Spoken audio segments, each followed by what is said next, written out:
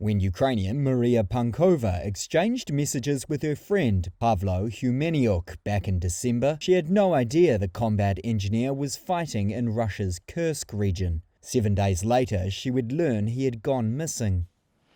Well, we got a message from, it wasn't a commander, it's like one of the guys from the brigade, and he basically just sends this message like, it is the 6th of December, Novaya Ivanivka, they hit him by artillery, we cannot take his body, and like...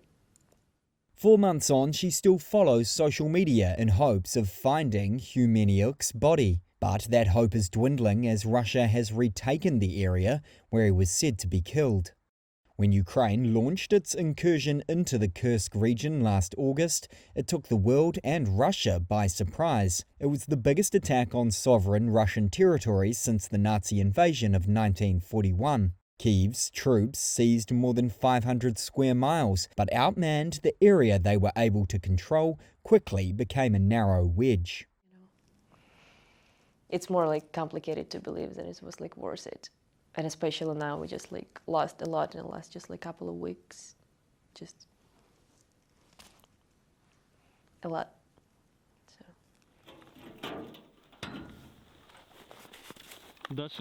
Ukraine's retreat from the Kursk city of Sudzha, recently confirmed by Kyiv, has deepened the public divide on the incursion's benefits.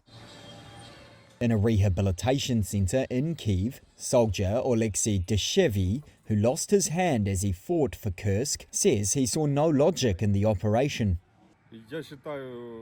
I think we shouldn't have started this operation at all. The units that we've lost in Kursk region could have chased the Russians from the Pokrovsk front all the way to the cities of Donetsk and Luhansk. But if we started, we had to keep going and not lose many units that could have fought them anywhere else along the front. There's no sense in just withdrawing them from Kursk now, or in any of this operation. I don't get it.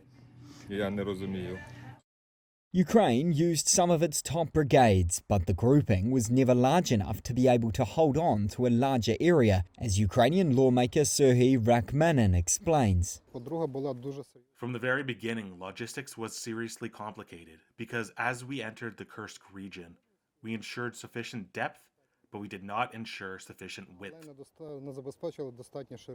However, he believes, and the Ukrainian Armed Forces General Staff said, the operation achieved most of its goals, meant to put pressure on Moscow and boost morale. Ukrainian President Volodymyr Zelenskiy also said it diverted Russian soldiers and disrupted attempts to create its own buffer zones in Ukraine's northeastern regions. There are no official data available on how many soldiers Ukraine lost in the Kursk region, as details on wartime losses are classified. In December 2024, Zelenskiy said 43,000 soldiers were killed and 370,000 soldiers wounded since Russia's invasion in February 2022. Russia's retaking of the Kursk region removes a potential bargaining chip for Ukraine as US President Donald Trump undertakes talks to end the war with Russia, which holds around a fifth of Ukraine's national lands.